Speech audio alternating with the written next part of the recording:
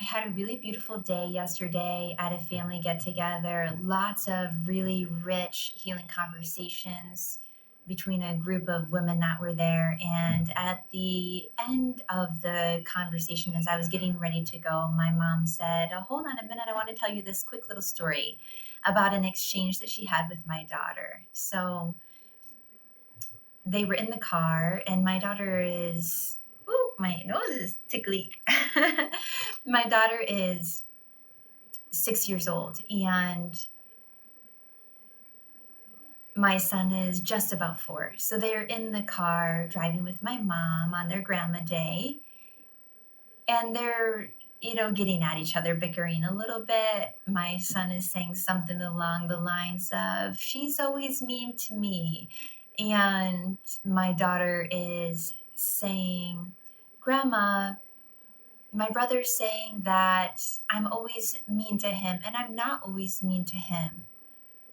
And then my mom says, "I told her, well, sticks and stones may break your bones, but words will never hurt you." Right? However that saying is, "Sticks and stones may break my bones, but words can never hurt me." And my daughter's quiet for a minute and looks pensive and says, "Grandma, why did you say that to me?" And my mom says, "I thought she was disturbed by the notion of like broken bones. So I said to her, 'Oh, honey, this is what the saying means,' and was explaining. It's just a saying like, well, your body is not hurt, you're okay." And then she's like, I realized that's not the part she was concerned about or questioning, as she said, "Grandma, words do hurt me." And my mom used some of the things I've talked about in some of the other videos regarding seeing the wisdom, purity, the things that we can learn, having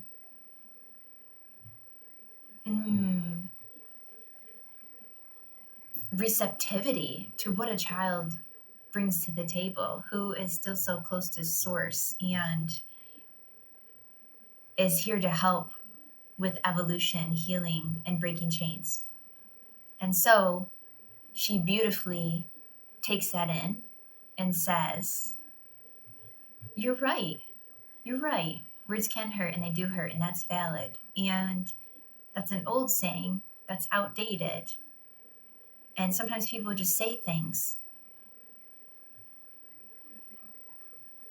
that are, I want to say, like carved into tradition, just kind of rained down on us without realizing, with more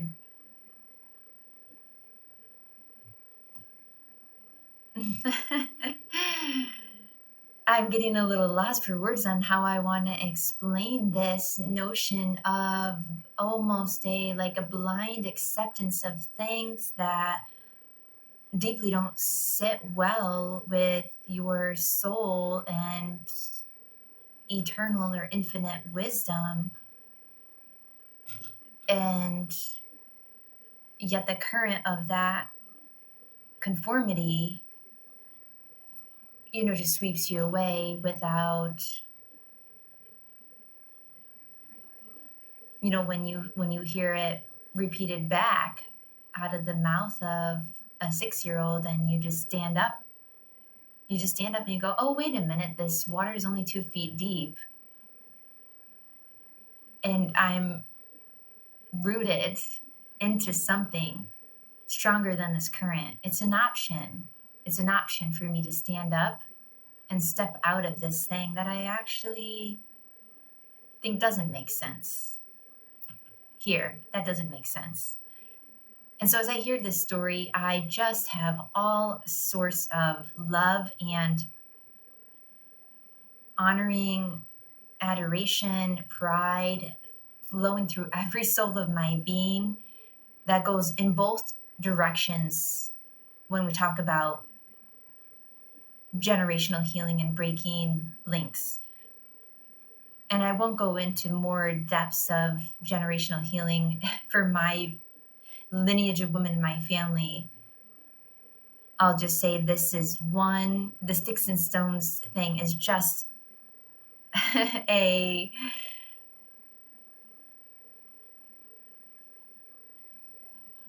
mm, just imagine that there's a whole bunch of other things underneath that. I'm not really talking about, oh, it's very important that we broke that cycle of no woman in our family is going to use that saying anymore, right? This is far beyond this. This is far beyond this of what I am sitting with and realizing is happening. That just sends waves of that love through my being. And I remember just being very aware of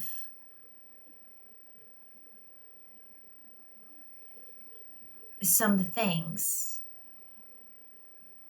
in my mom's childhood that made me feel like, "Ah, I wish I was her mother. I wish I was her mother, right?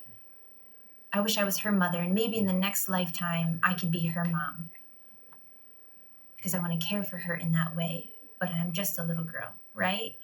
And, whew, oh my goodness, as I am a mother now, and I see, like, when it comes to this lineage of healing and breaking chains and empowerment, the mother womb, femininity, stepping into more and more of diluting out the oppression and the sexism that's been internalized and pushed down from women to their daughters, as that clears out, I have a different lens of understanding of that desire I had as a little girl of, I wish I was her mom because she deserves a mom that I know I can be.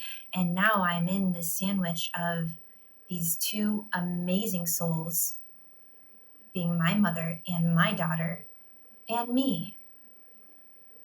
And the oneness and the fluidity of the healing that is bi-directional here on each side of me. Are we all simultaneously a daughter and a mother to each other? Is how I feel right now. Like, there's no beginning and there's no end when you come to a healing to this degree. And this is that level of pride I see, and just eternal love, this admiration on this deep soul level for each person's individual role that is distinctly different, and yet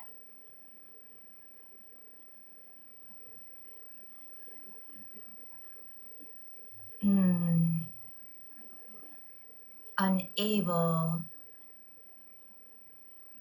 so eternally energetically fluid and tethered that it cannot be pulled apart. It cannot be pulled apart into a truly individual piece. And I have this visual when I look at the intergenerational healing that's happening here of a relay race with a baton, and just recognizing the terrain and the journey, the transformation, every step of that journey as we melt down the heaviness so that by the time we get too old or too weak to be able to carry that armor, we've already melted it off of us so we don't have to place it on the shoulders of our daughters.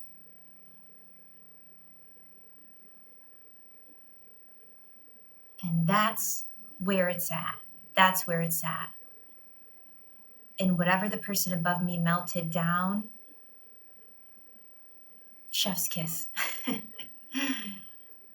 I honor you. I honor you. I see you. You can't describe the type of love and gratitude there, right? And may I have some armor that is still on me with no resentment, with nothing but love and gratitude. Do I hold my place in the journeying and in the melting down? And I know my daughter will do the same.